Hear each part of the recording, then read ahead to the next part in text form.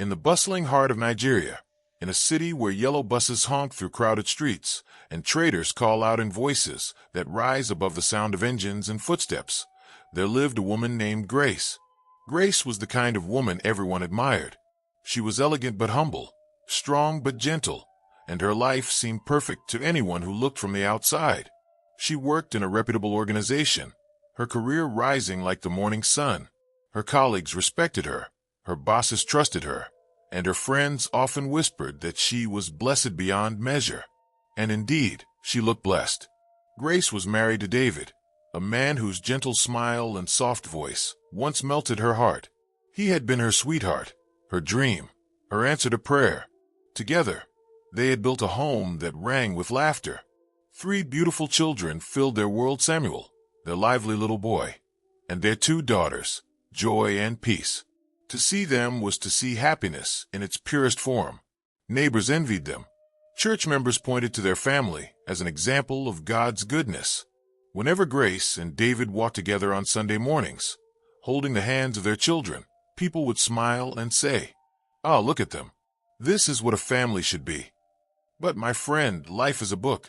The cover may be bright, but the chapters inside often hold secrets that only the heart knows.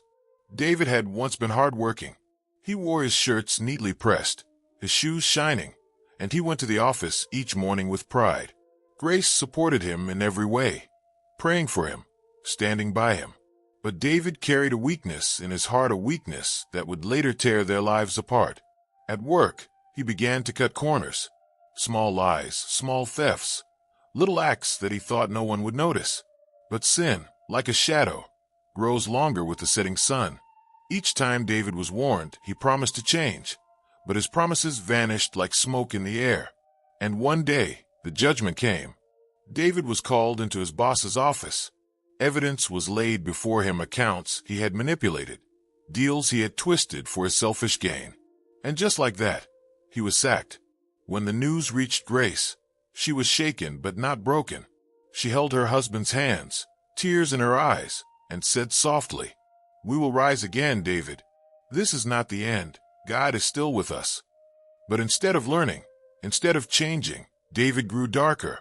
A man who loses honor sometimes loses himself. And David did.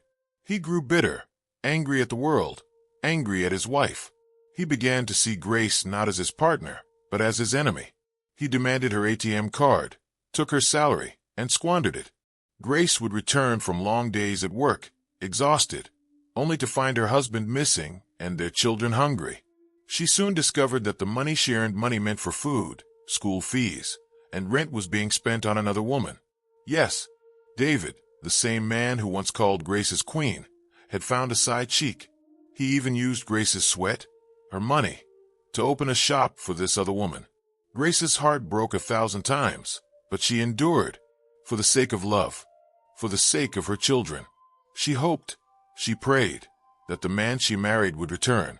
But hope is heavy when it rests on sinking sand. At night, Grace cried silently into her pillow. During the day, she wore her smile like a garment, so that her children would not know the depth of her pain. Friends asked, "Are you okay?" And she would nod. In church, she lifted her hands, whispering prayers no one else could hear. But inside, her soul was bleeding. And then came the day that changed everything. Grace had been feeling weak. Her body ached. At first, she thought it was stress, the endless burden she carried. But when the lump appeared and the tests were done, the doctor called her into his office. He looked at her with eyes heavy with compassion. "Madam Grace, I'm afraid you have breast cancer." The words hit her like thunder in dry season. She sat frozen, her lips moved, but no words came. Tears rolled down her face as she whispered, "Cancer?" Her world crumbled. The mother of 3, the woman who carried everyone else's pain, now had to carry her own, a burden too heavy for her shoulders. When she told David, she expected at least a spark of compassion, but instead he shrugged, unmoved. "You'll be fine," he muttered, before walking out. And later that week, she discovered that while she wrestled with fear of death, her husband was busy taking another woman on trips, spending the very money she needed for her treatment. Grace became a shadow of herself. One day, As the sun set over the city, Grace's younger brother, Emeka, came visiting. He had traveled from another state, worried because Grace had grown distant. When he stepped into her house and saw her frail, weak, her once vibrant smile gone, his heart clenched. "What happened to you, sister?" he cried, holding her thin hands. Grace tried to hide her tears, but Emeka saw the truth. He saw the empty kitchen, the children in worn clothes, the way David walked past him with arrogance, refusing even to greet. That night, Emeka returned to his home heavy with anger. He told their eldest brother, Chikwudi, everything he had seen. Chikwudi was a man of fire, a man who could not stand by while his sister was destroyed. Without delay, he packed his bag, boarded a night bus, and traveled down to Grace. When he arrived, he confronted David with words that shook the very walls of the house. "David," he thundered, his eyes blazing, "you will not kill my sister while I live. You have turned her into a shadow, but today it ends. You will leave this house. If you ever cared for her, if you ever loved her, go and never return." David, faced with a man who feared nothing, packed his things and left. From that day, Grace was free from David's cruelty, but her battle was not over. Every night, as the city slept, she woke at midnight. She spread her mat on the floor, knelt with trembling knees, and lifted her voice to heaven. "God," she wept, "heal me. For the sake of my children, heal me. I refuse to die. I refuse to leave them motherless. You gave me life. Do not let it end like this." Night after night, she prayed. She fasted, she believed. Even when her body grew weaker, her spirit grew stronger. She continued her hospital treatments, fighting with faith and medicine. Her children, though young, began to join her prayers. Samuel would kneel beside her, whispering, "God, please heal my mummy." And heaven heard. After months of tears, months of pain, months of chemotherapy and prayer, the doctors called Grace once more into their office. The results were in. The doctor looked at her with a smile this time. "Madam Grace, you are cancer-free." Her knees gave way, and she fell to the floor crying, "Thank you, Jesus." The hospital staff rejoiced with her. Her children danced around her. Her brothers, who had stood by her side, lifted their hands to heaven in gratitude. Grace had been broken, beaten, betrayed, but she had risen again, stronger than before.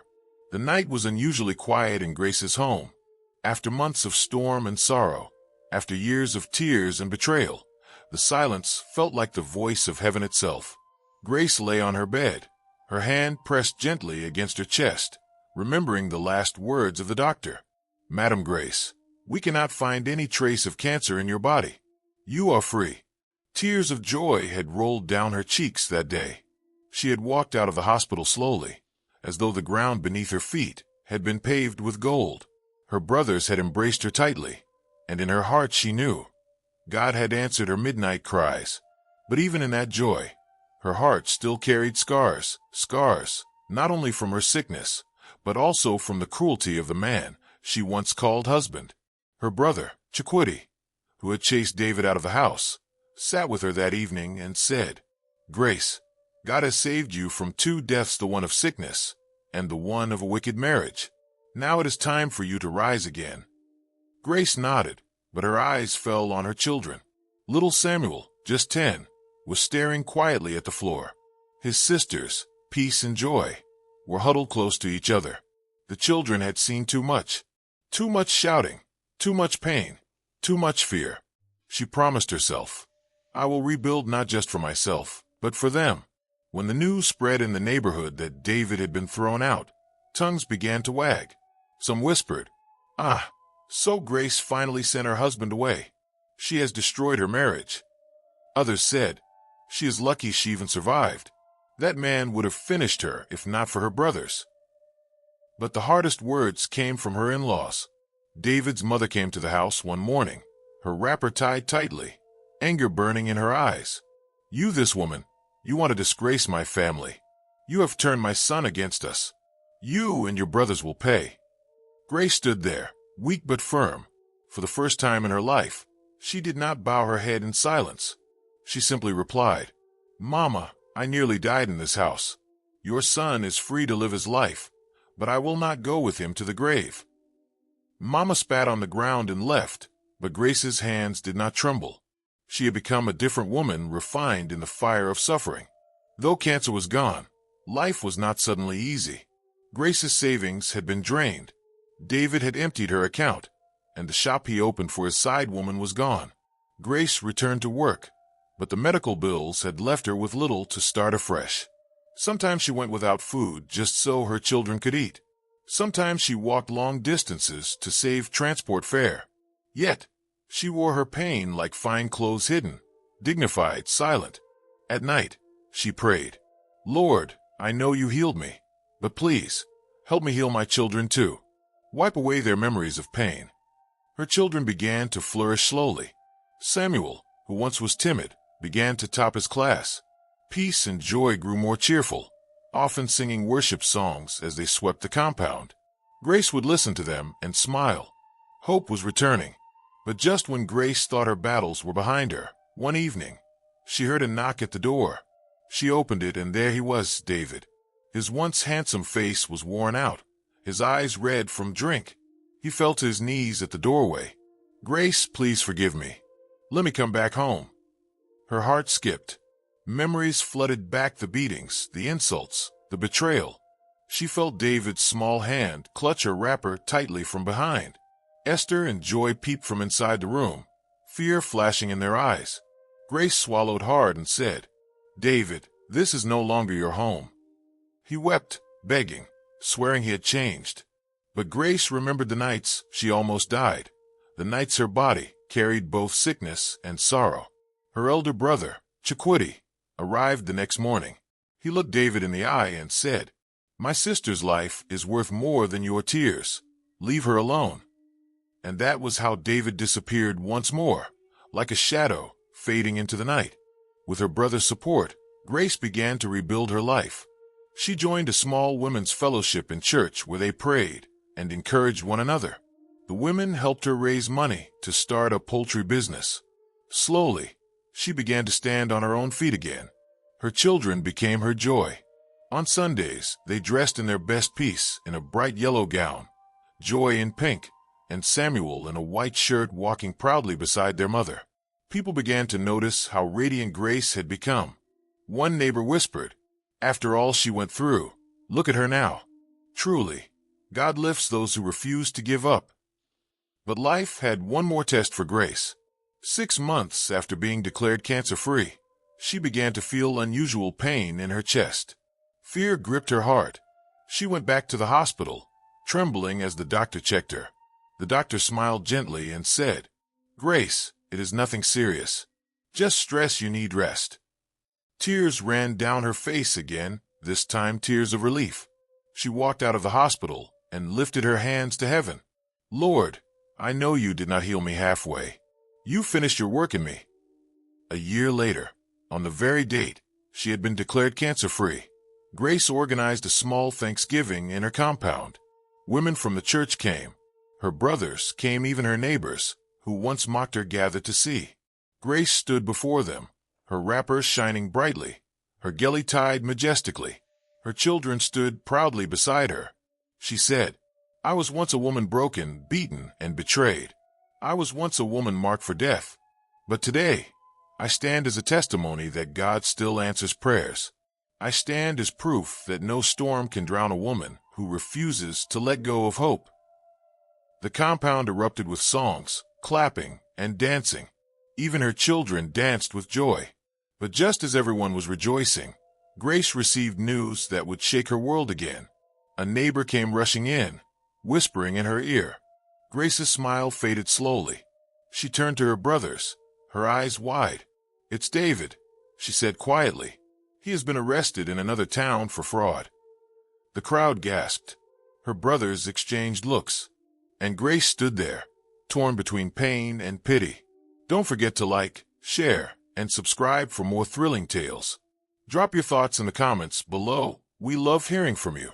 And stay tuned for the next chapter of our incredible story.